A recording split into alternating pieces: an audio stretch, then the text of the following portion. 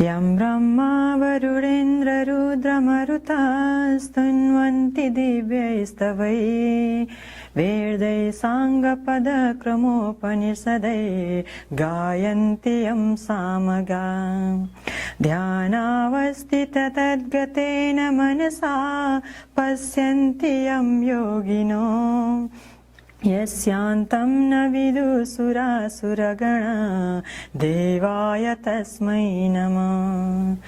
श्रीमच्चन्दनचर्चितो ज्वलवपु शुक्लाम्बरा मल्लिका मालालङ्कृतकुण्डला प्रविलसन् मुक्तावलीशोभिता सर्वज्ञाननिदानपुस्तकधरा रुद्राक्षमालाकरा वाग्देवी वदनाम्बुजे वसतु मे त्रैलोक्यमाता चिरम्।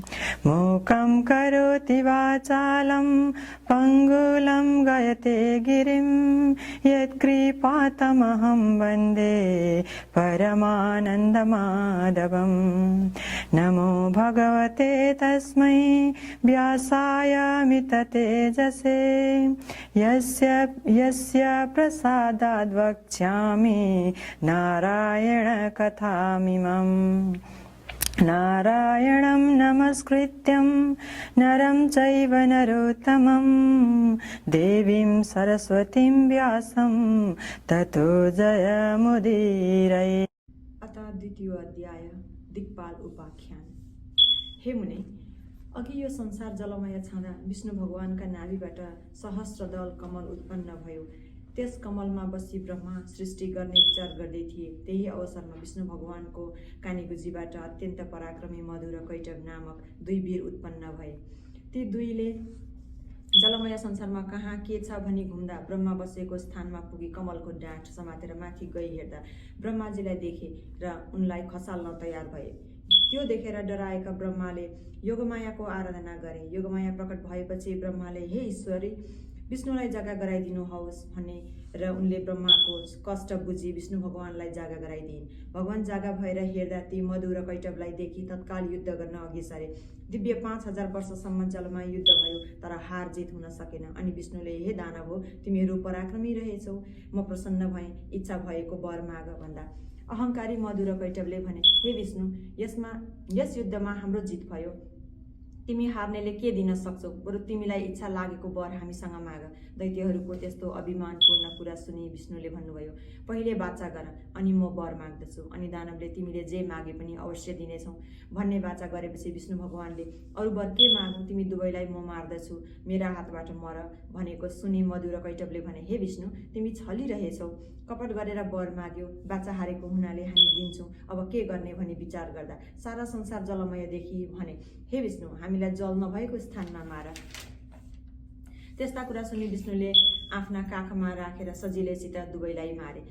तिनै दैत्यको बोसो शीतकालमा तुषारोले पानी जमे झैँ समुद्रको जलमा जमेर पृथ्वी भइन्। मासुले पर्वत र हाडले पत्थर भयो। त्यो देखेर ब्रह्माले संसार सृष्टि गर्न भनी पहिले 14 भुवन सृष्टि गरे। कुन कुन भने 1 भूरलोक, 2 भुवरलोक, 3 स्वर्लोक, 4 महरलोक, 5 जनलोक, 6 तपोलोक, 7 सत्यलोक।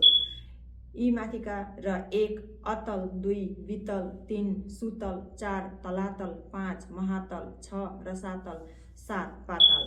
यति तलका जम्मा 14 भुवन र द्वीप सृष्टि गरे। कुन कुन भने 1 जम्बुद्वीप, 2 प्लक्षद्वीप, 3 साल्मली द्वीप, 4 कुशद्वीप, 5 क्रौञ्चद्वीप, 6 शाकद्वीप, 7 पुष्कर द्वीप। त्यसपछि 7 समुद्र सृष्टि गरे। 1 क्षारोद समुद्र, 2 सुरोद समुद्र, 3 इक्षुरसोद समुद्र, 4 घृतोद समुद्र, 5 दधिमण्डोद समुद्र, 6 क्षीरोद समुद्र, 7 शुद्धोद समुद्र। जम्बुद्वीप क्षारोद समुद्रले बेष्टित छ, त्यहाँ अग्निद्र राजा राज्य गर्दछन्। प्लक्षद्वीप इक्षुरसोद समुद्रले बेष्टित छ, त्यहाँ ईदमजीव राजा राज्य गर्दछन्। साल्मली द्वीप सुरोद समुद्रले बेष्टित छ, यहाँ यज्ञबाहु राजा छन्। कुशद्वीप घृतोद समुद्रले बेष्टित छ, त्यहाँ हिरण्यरेता राजा छन्।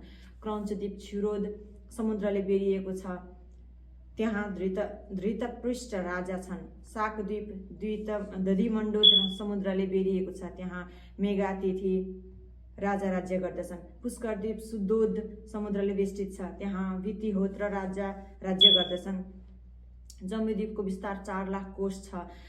यसको आकाश कमलगट्टा जस्तै छ। यसमा 9,9 हजार योजनका 9 खण्ड छन्। यस प्रकार सृष्टि गरिसकी अष्टपर्वत सृष्टि गरे। कुन कुन भने? 1 सुमेरु पर्वत, 2 गन्धमादन पर्वत, 3 कैलाश पर्वत, 4 हिमालय पर्वत, 5 त्रिकुट पर्वत, 6 चित्रकूट पर्वत, 7 चन्द्रान्दक पर्वत, 8 चन्द्रकूट पर्वत। त्यसपछि प्राणी सृष्टि गरौँ भनेर महादेवको तपस्या गरे। दिव्य 12,000 वर्ष कठोर तपस्या गरेपछि महादेव प्रकट भएर ब्रह्माण्ड, तिम्रो तपस्याले म प्रसन्न भएँ, वर माग भन्ने आज्ञा भएको सुनि ब्रह्माले अनेक उपचारले शिवको पूजा गरी स्तुति गर्न लागे। हे ईश्वर, आफैले अनेक ब्रह्माण्डको रचना गरी आफ्नै मायामा भुलिरहेका यस्ता हजुरलाई कोटी कोटी नमस्कार। 1 मूर्तिबाट 3 मूर्ति ब्रह्मा विष्णु शिव भइरहेको यस्ता हजुरलाई कोटी कोटी नमस्कार। हे ईश्वर, हजुरको महिमा वर्णन गर्न शेष र शारदाले पनि नसकेको म कसरी समर्थ्य हुनेछु।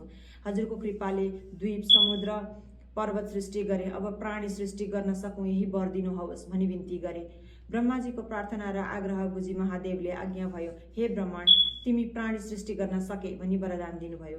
अनि ब्रह्माले महादेवलाई दण्डवत गरी प्राणी सृष्टि गर्न सुमेरु पर्वतमा गए। पहिले शिवलोक, विष्णुलोक र ब्रह्मलोक, उमालोक, स्कन्दलोक र अरू अनेक लोक सृष्टि गरे।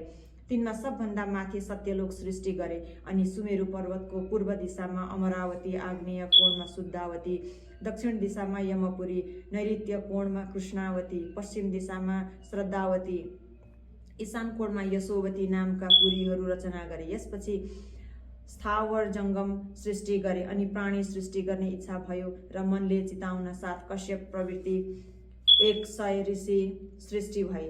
यति सुनेर अगस्त्य मुनिले सोधे, हे कुमारजी, हजुरको वचन रूपी अमृत मेरो कान रूपी जिब्रोले बराबर पिउन माग्दैछ। अब देव, दानव, पशु, पक्षी, मनुष्य कसरी सृष्टि भए त्यो सुन्ने इच्छा छ।